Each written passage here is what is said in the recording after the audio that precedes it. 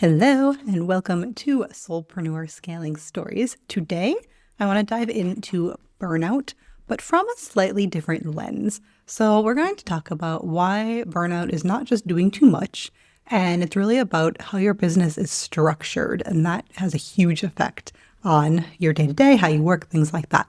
We'll talk about some hidden burnout triggers in your business that are draining your daily energy, my 3-phase burnout recovery framework that really helps you rebuild for sustainable, spacious success, which you know that's what I'm all about, and a quick, simple exercise to help you identify your burnout type and take the first aligned steps forward so you can escape all of this.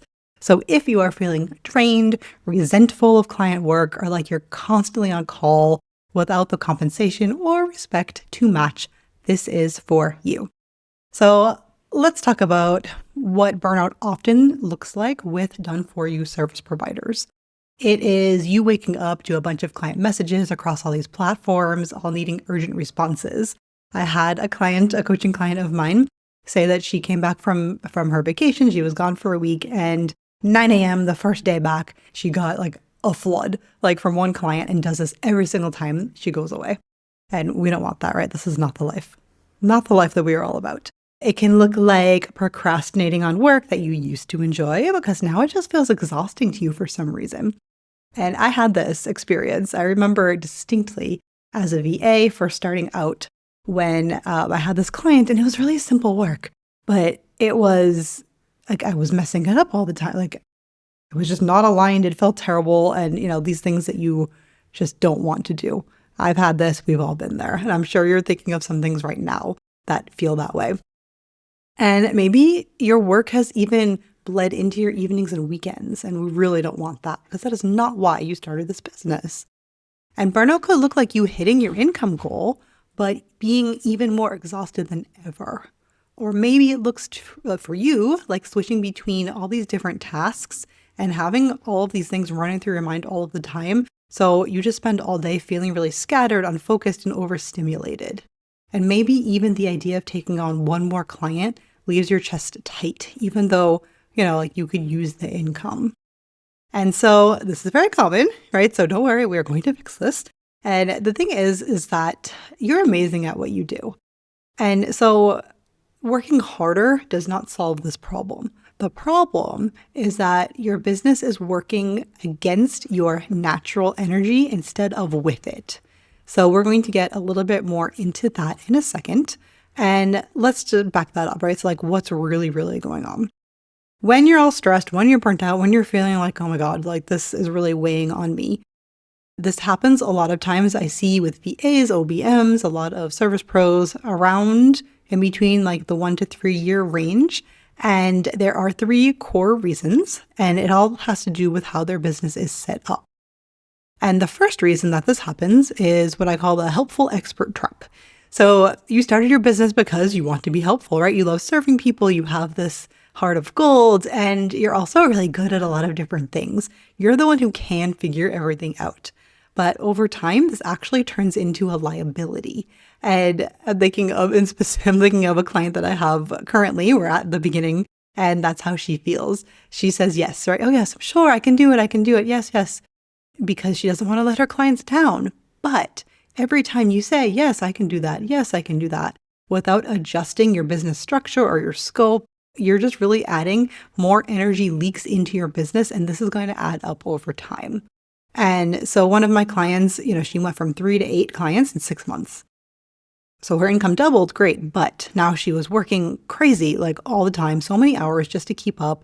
Every client needed different things, different tools, different communications, different expectations, the drill, right? And like all of this was really exhausting. So that is one reason for burnout that has to do with business setup, is being really helpful.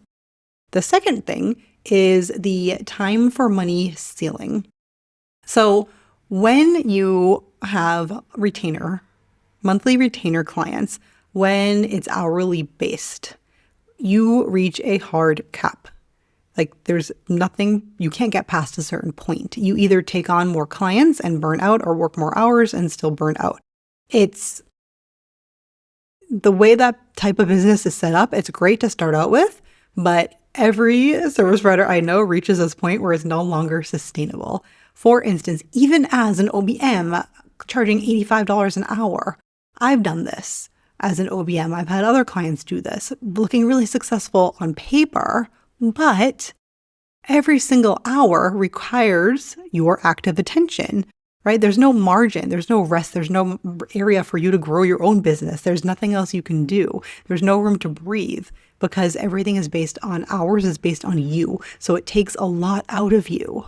And that's what we want to remedy, right? And so the third reason for burnout, specifically related to business structure in VAs and OBMs, is what I call the reactive business structure.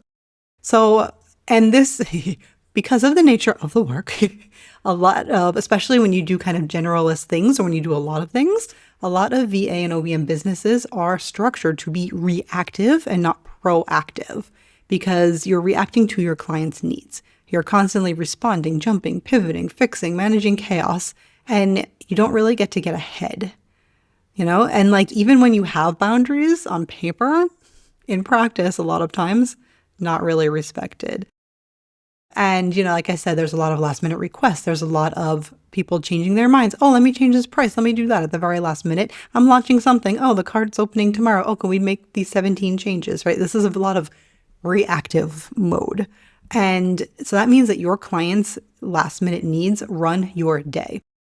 Your schedule, your nervous system, and your income are all tied to their urgency. And so again, another unsustainable way of running business. So this stress you feel, this burnout, you're not doing too much. It's that you're doing it in a way that isn't sustainable. And if there's nothing else, I would love for you to take away from today that burnout is not a capacity problem. It's a structure problem. So advice like raise your rates, set better boundaries, just say no. This can all help. Go take a vacation, all those things, right? This can help, but it's surface level. This doesn't fix the core issue. And even with higher rates and firmer boundaries, if your business model is built on reactivity, if it's built on over customization where everybody is different, and if it's built on constant access to you where your energy is needed the entire day, it's not a sustainable business. You're still going to burn out. So let me share what it looks like to actually start changing your business structure. I had a client of mine and she was working with 5 of her own clients, 5K months, but drained, completely drained. No room to grow. She wanted to grow in theory, but she couldn't. And she also couldn't afford to drop any clients. So instead of working harder, all of those things, we rebuilt the foundation of her business. And we started with my burnout recovery framework, which is the first thing that I do with all of my private clients. And we're going to do a little bit of that today. So I invite you to dig into this now so you can do the same thing for yourself. So the first thing is it starts with reclaiming your energy. So look at what you do. What are the things that you're doing all day? What are the things that are energy drains from you? What really just you finish something, you're like, oh, like that felt so heavy. What are your burnout triggers? So things, not just things that you dislike, but not just that, but really leaves you feeling wiped energetically. Maybe things with client urgency, constant task switching, unpredictable requests, these things. So identify these things in your business that are draining for you and for your energy. And then once you do that, phase 2 is to restructure. So now it's like, okay, we know the things that don't feel good. What are the things that do feel good? What are the services you love to do? What feels amazing for you in your business? How can we change things up so you're no longer this general person and we create a signature framework for a core offer? So for instance, I had a client who created the Sacred Systems Container, which is a project-based package centering on tech integration and digital systems setup, and loved this, right? So like for this client, she loved this. It's very systematized. It doesn't take being on all day. She knows what to expect. Amazing. And finally, so basically it's okay, what's going on now? How do we fix these, get rid of these immediate energy drains? Now, how do we fix the structure of your offers so that way it's really focused on things that you love to do that give you energy. And then, because it's not just about your offers, the next phase of this is looking at your back end, your systems, your marketing, your boundaries. What can we set up that can be enforced by structure, your onboarding, your communication, workflows, whatever. So that way things can really flow and you don't have to be as active all of the time. And as a result of doing this, for instance, with this client, same number of clients, but she worked so much less and she was energized at the end of the day and not depleted. She also got to increase her income by like $2,000 a month because now her offer was more valuable, more aligned, and took less time. And it's not just about working less. It's about really the structure of her business to be aligned with her energy and her unique magic. So let's do a little exercise. So you can start doing something right now. So we can make a change right now in your business to get you on this path.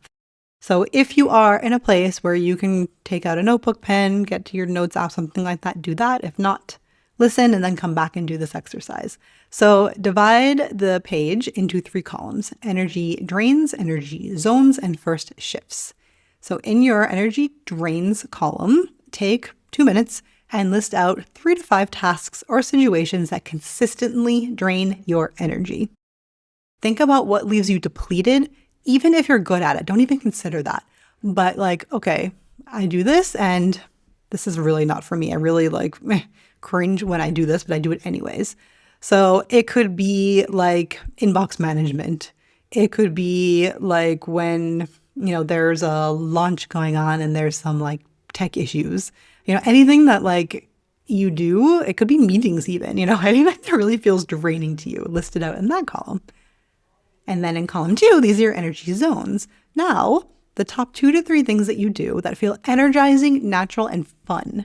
This is where your flow lives. So it could be something like podcast editing, workflow creation, behind the scenes systems. It can be inbox management for you. It can be any of these things. And so take a couple of minutes, list out these things like, oh, this is amazing. I love this. And then finally, in the 3rd column, you have your first shifts. And so now that you have these 2 columns done, pick one small shift that you can make this week to protect your energy. So what could this look like? You could, for instance, organize your day so you batch similar client tasks on the same day. You could start saying no. You could actually enforce a boundary that you had set up previously that maybe you weren't respecting for yourself. You could move all of your clients over and say, okay, we're going to communicate only using Slack or whatever tool, one tool, something. Pick one thing. And now you have your first step of the burnout recovery roadmap. And so can you see, now that we've gone through all of that, how being burnt out doesn't mean you're broken. It doesn't mean you failed. It doesn't mean there's something wrong. It means that your business needs to evolve. I actually interviewed somebody recently for this podcast that said that burnout is an invitation for evolution. And I love that reframe. It's such a great way to look at things, right? It's like, oh, I feel burnt out. Oh, that means something, right? That just means I need to change a little. We need to tweak. We need to evolve. I'm ready for my next level. And so can you feel also how much more sustainable everything would feel if your work actually fit and was aligned with your energy? And can you imagine creating a business that lets you rest and thrive at the same time? So this is all completely possible. And all it takes is first of all, some tweaks, and then second of all, some changes in your business structure. And this can be done even over the course of 3 months. And that's what I do with my 3 to 4 months. That's what I do with my private clients in my one-on-one coaching. It's amazing. I'm not going to get into all of it now, but if you are like, okay, yes, what you said here resonates with me, please reach out. Please look in the links and let's chat about it, because we can change all of this and everything can feel so much better and be sustainable and get those peaceful profits that you got into this for in the first place. So thank you so much for being here with me today. And remember that burnout is not the end of your business. It's really an invitation to evolve. It's really a signal that something sacred in you is asking for a better way.